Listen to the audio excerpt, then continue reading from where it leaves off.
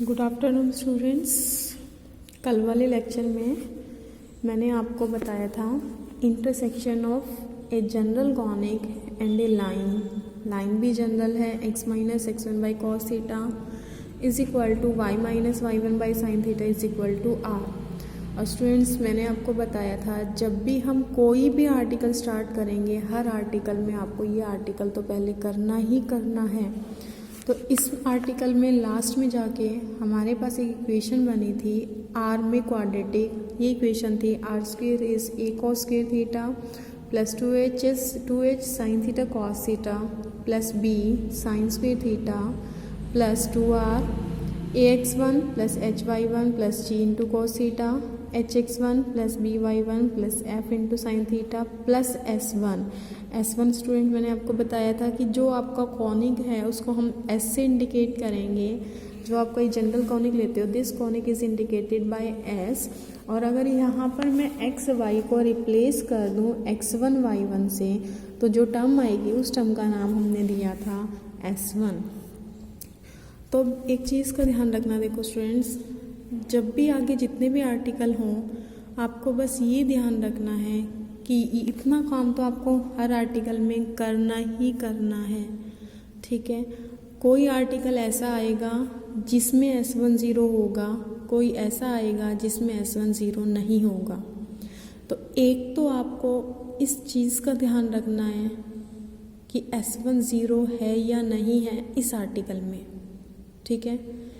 दूसरा, जैसे आपको दिख रहा है ये क्वाड्रेटिक इक्वेशन है, आगे मैं आर्टिकल करवाऊंगी तो आपको क्लियर हो जाएगा। किसी आर्टिकल में तो रिजल्ट बनता है सम ऑफ रूट्स 0 और किसी आर्टिकल में रिजल्ट निकलता है डिस्क्रिमिनेंट इज 0। डिस्क्रिमिनेंट मीन्स जो आप लिखते हो b² माइनस 4ac 0। कैसे बनता है रिजल्ट वो आप आर्टिकल में आपको समझ आ जाएगा, अभी इतना आपको बॉदर करने की जरूरत नहीं, आर्टिकल के साथ साथ आपको समझ आ जाएगा। तो हर आर्टिकल में इतना काम तो आपको करना ही करना है। अगर हर आर्टिकल में आपको ये ध्यान होगा कि इस आर्टिकल में S1 0 था या नहीं था। दूसरा आपको ध्यान होगा कि इसमें सम ऑफ रूट 0 है या डिस्क्रिमिनेंट 0 है। तो आप कभी भी किसी आर्टिकल को मिक्सिंग नहीं करोगे, कभी कंफ्यूज नहीं होगे, कभी गलत नहीं होगा। तो इस चीज़ का स्टूडेंट्स आप ध्यान रखना।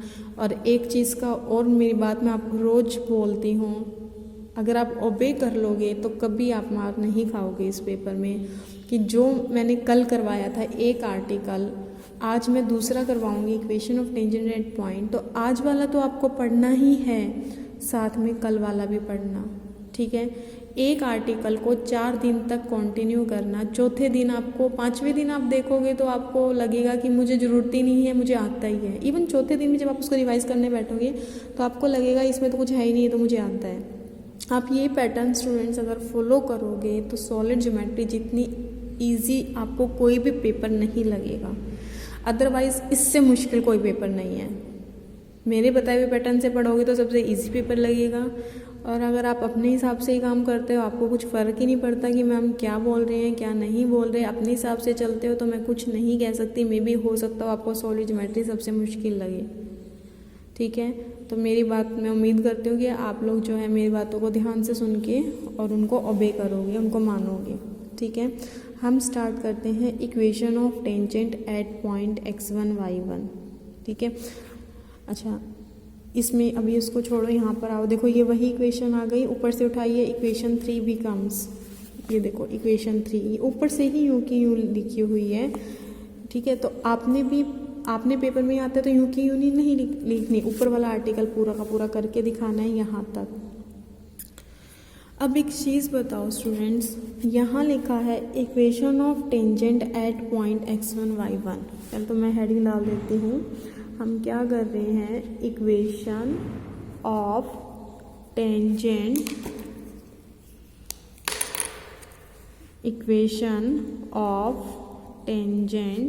एट x1 y1 मीन्स, देखो सपोज करो ये कोई कॉनिक है आपके पास, यहाँ पॉइंट x1 y1 है जिस पे आपको टेंजेंट फाइंड आउट करनी है।